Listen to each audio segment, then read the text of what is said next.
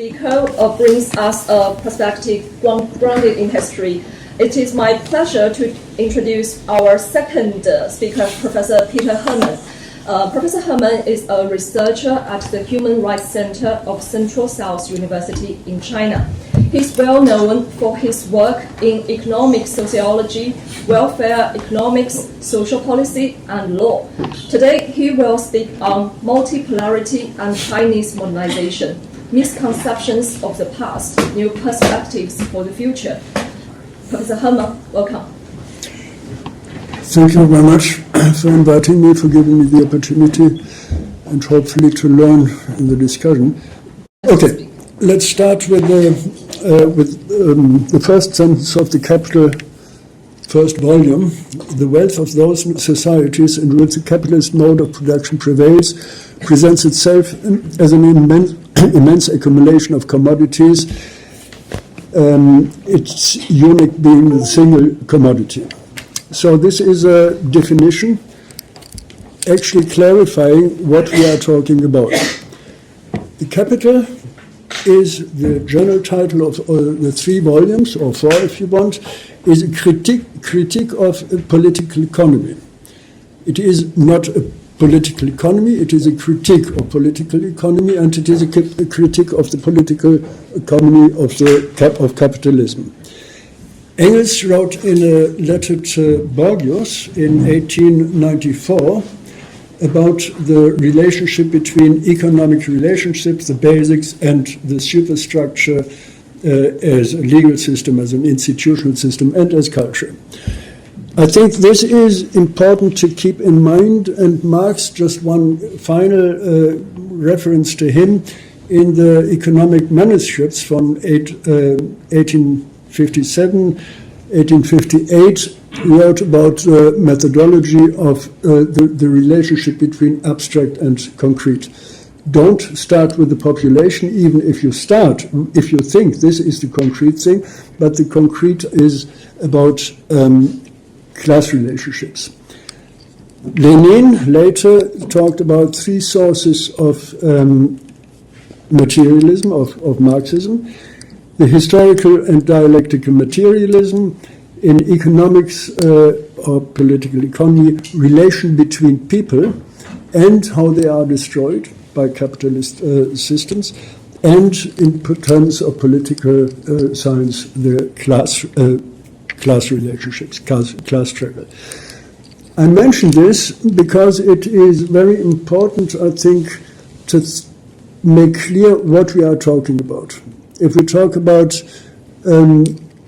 multipolarity, if we talk about modernization, we often use these terms in a very, let's say, relaxed way, having a vague understanding of it without understanding really the context in which it happens and the terminology behind it. Multipolarity stands in one way against unipolarity. Unipolarity does not exist simply in terminology way, because a pole is an end of, there must be another pole. 2 poles, this allows, at least 2 poles, allows to talk about polarity. It is not unipolarity against multipolarity, and the question is what is actually about polarity. There's another root that is about to sell as an economic issue, leading us to monopolies. And this is a different thing of unipolarity or bipolarity. We have to distinguish the different dimensions of what we are talking about. Similar in modernization. We often take this term as a very general guideline. It's progress, it is movement forward, and it is about being modern, but modernization is actually something different. And looking at the Western experience, you have at least a very different feature there. You have the philosophical side, especially the German side with Kant, individualization, rationalization. You have the economic side from Scotland, Adam Smith, applying this to the economic system and ending then where we talk today about the homo economicus, the person who decides on economic rationale. This is where we go and this is how we as individuals behave. This is very important to take on board as well to clarify where we are today, and it is important to think as well about the third dimension, the French Revolution, building up a modern state, starting with what we call, possibly may call the citoyenneté, that merges or that developed towards the economic bourgeoisie. So this is a rough overview. Of course, it would be necessary to go into details, not least because we are dealing with some movement, with development. Roughly modernization, roughly rationalization, and we have to face this as well today. And there I want to remind of a sentence from Antonio Gramsci, saying the crisis consists precisely in the fact that the old is dying and the new cannot be born. In this interregnum, a great variety of morbid symptoms or phenomena appears. In another formulation of this, he talks about monsters coming up with this crisis. And if we look at exactly this multipolarity, if we think about it, we are in a crisis of the global system where we did not have a unipolar system, but where we have had a hegemonic position of the United States. Especially if you look back in recent history, more or less recent history, the Universal Declaration of Human Rights, this is a document after the Second World War trying to enforce the United States model of capitalism. Rostovian model of development, everybody has to go through the same development, which of course is not possible because if everybody stands on the tiptoes, nobody will be able to see better.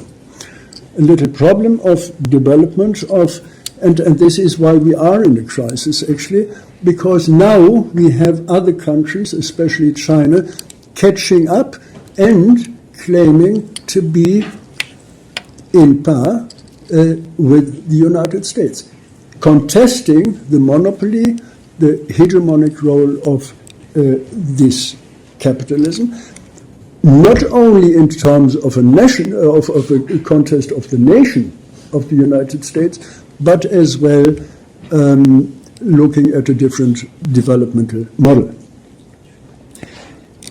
Now, making a huge step and not talking about the successes of this model and what had been achieved, especially if we look at the overcoming poverty, where we have actually the development here in China, getting people out of poverty, especially in the United States. We have the opposite movement, more people going into poverty. This is one thing. We have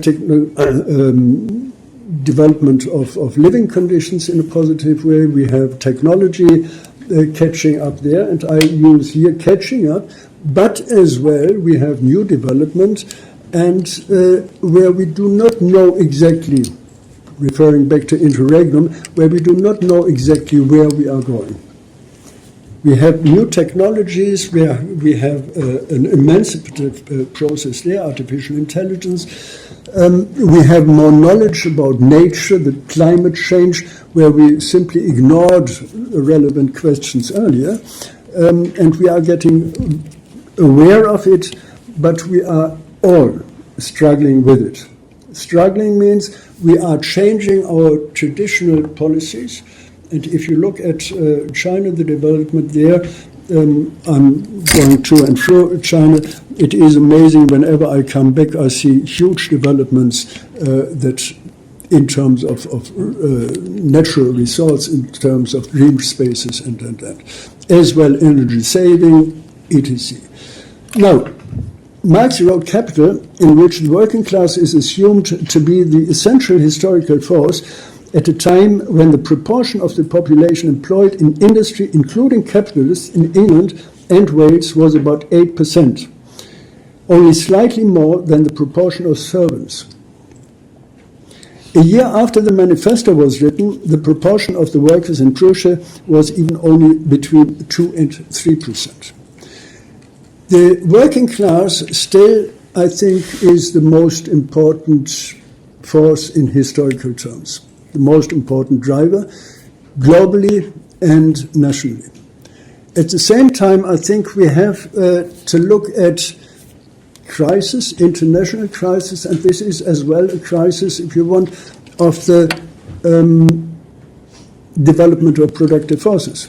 And crisis always means we are developing something new. We are not simply continuing an old or given pathway, but we are looking at new forces of production, new developments there.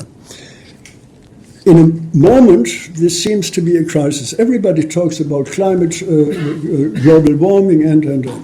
But at the same time, you can turn it around and say, no, we are consciously dealing with these questions, addressing these questions, and we know that we simply cannot move on as we did. As I said, China, anytime I come back, there are huge developments there.